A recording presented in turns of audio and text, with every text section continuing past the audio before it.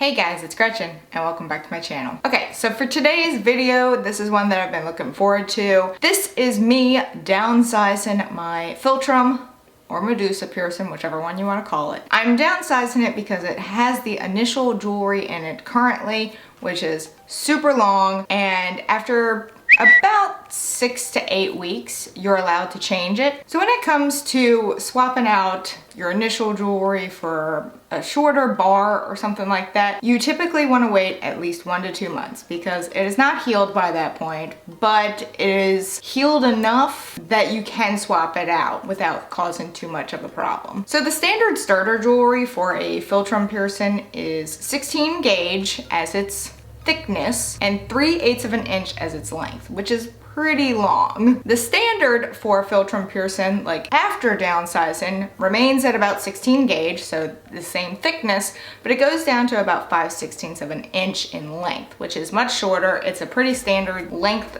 bar size. Most people wear that in any of their helix piercings, so like anything on the outside or anything that can have a long bar. Typically 5/16 of an inch is a pretty standard size. So I got my Philtrum pierced October 5th, so it has been roughly 2 months since I've had it done, so this is a pretty good time for me to go ahead and downsize. There shouldn't be any issue. The only thing that may be an issue is swapping the jewelry in and out, and also messing up my makeup because I probably shouldn't have put lipstick on quite yet. So the reason why you want to downsize is sometimes when you have that longer bar, so when you have that 3/8 of an inch bar or maybe even longer, sometimes while you're talking, it can get caught on your teeth. And then while you're talking, because it's so fast, it can pull on it, and that can cause some damage to it, and you don't want that. It's also just pretty uncomfortable. It can be pretty painful if it gets caught on something.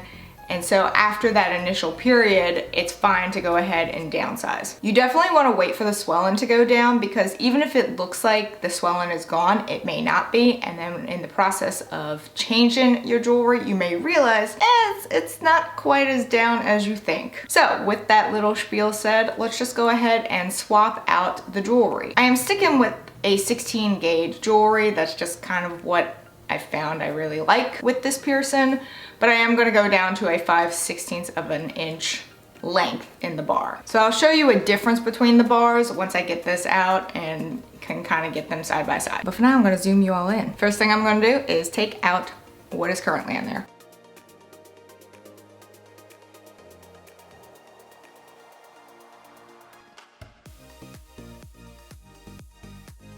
Voila, it is out. As you can see, there's my hole. So real fast, I'm going to show you the difference in the length of the bars. This is what I just took out at 3/8 of an inch. This is what I want to put in at 5/16 of an inch. There's a difference. So one of the methods you can do to feed jewelry through is take the other bar that you just took out and put it in to your piercing site, but you put it backwards. And then what you'll do is follow through with the new jewelry. I have a mirror here that I'm gonna pull over.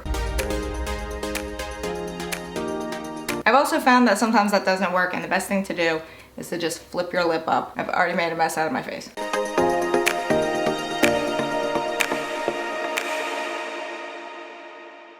All right, it has popped through. It's pretty flush with the skin, so, and now the best part is trying to screw this tiny little gem on.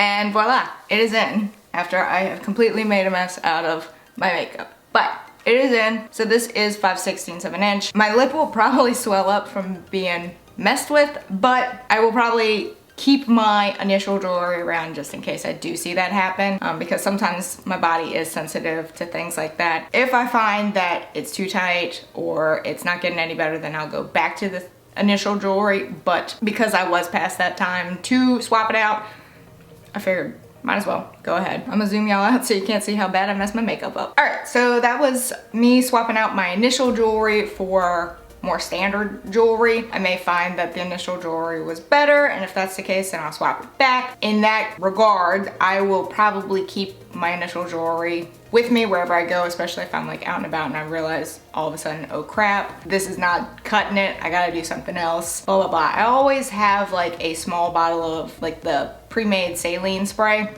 with me, and then that way I don't have to worry about changing it out not at home. Usually I would do something like that in my car, but yeah. So this is now a 5/16 of an inch bar. This was 3/8 of an inch bar. So I have just downsized my Philtrum piercing. Let me know in the comments below what bar length you have. If you have your Philtrum pierced, what bar length you have in yours and which one you have found is like your happy place for them. I definitely don't see how people do 1/4 of an inch because that's really short. So unless you have some really tiny lips, I don't know how anyone does that. Also let me know in the comments below like how long it took you to swap yours out. I mean, I waited 2 months to swap mine out just because I didn't want to risk anything, but that's not to say that you couldn't swap it out at that 1 month mark. But that is it for this video. If you enjoyed it, please give it a big ol' thumbs up. Go on down there and hit that subscribe button wherever it may be, because I don't know, even though I do, this is just my shtick now. Also hit that notification bell in case you want to know when I upload, and in case YouTube wants to let you know when I upload, because I would really appreciate it. And until next time, bye guys.